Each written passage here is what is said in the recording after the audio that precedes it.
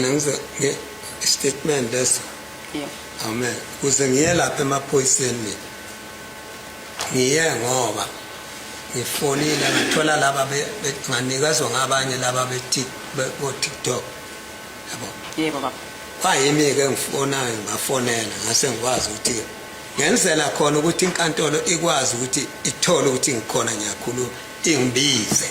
What made me to go to the police is that I got information from these people from TikTok, so that I wanted the court to be made aware that I want the court to call me. Ngoba angicashile ngikhona kunje kuphela angithola ukubizwa njengenkantolo uthi yangibiza. And I'm available, I'm not in hiding, but the only thing is that I'm not getting an opportunity to be called by the court. When was that interview on TikTok? Manje ke labantu khulumisana nabo nini noma ke iye abakhona nini leyo ngxoxo phakathi kwakho nalabantu baka TikTok? Ngale ngakhuluma nabo ngefoni. I first spoke to them over the phone. Base bengihlelela ilanga ngase ngiyobonana nabo. They then set an appointment, set a date for me, then I went to go meet up with them. Ngiyokhalaza ngakho lokho wangizwe igama lami liphezulu eHigh Court kodwa mina ngazi. Then I wanted to state my grievance as to my name being mentioned in the High Court, and I don't know it. Kuboshwe abantu ngegama lami kodwa mina angibizwa futhi. Kanjani inkantolo ingangibizi ngize la? Umthetho wase South Africa lo uthi ngabizwa.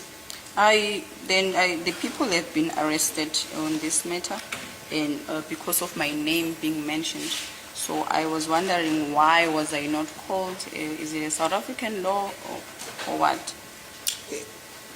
Bengicela ukuba inkantolo le nayo bikhona inawo abantu ababheke. Kungani ke makubekwa ngegama lami la? Kuthiwa kwezwakala ngami. Kufuma umuntu phela, kufume yini?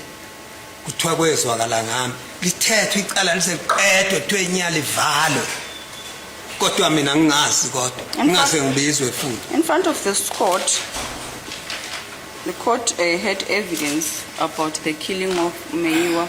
Meyiwa died, and the matter was tried, and it's coming out to finality when I had not been called, but the matter was opened, and my name was made mention of.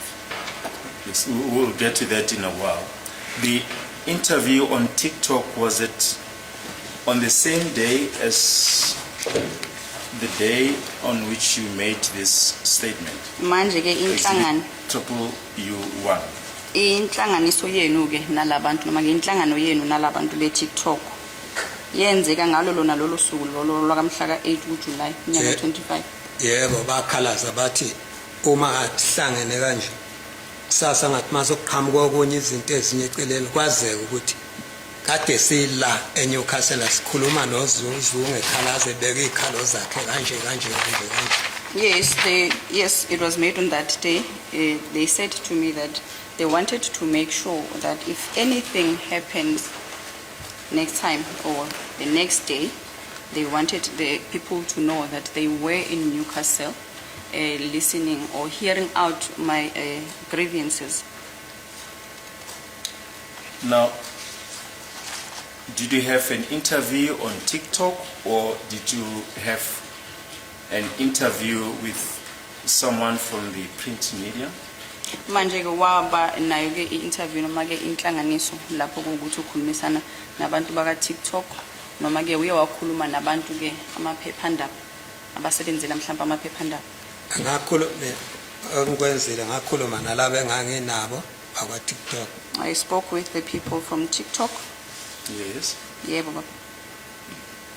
Ngangibabikela nangakhuloko ukuthi kunento enjengale. And then I was explaining. Manje ngizibakhuluma ngegama lami lapha kanje. I then stated to them that there is something like this where in High Court there's a matter and my name is being mentioned, this and that.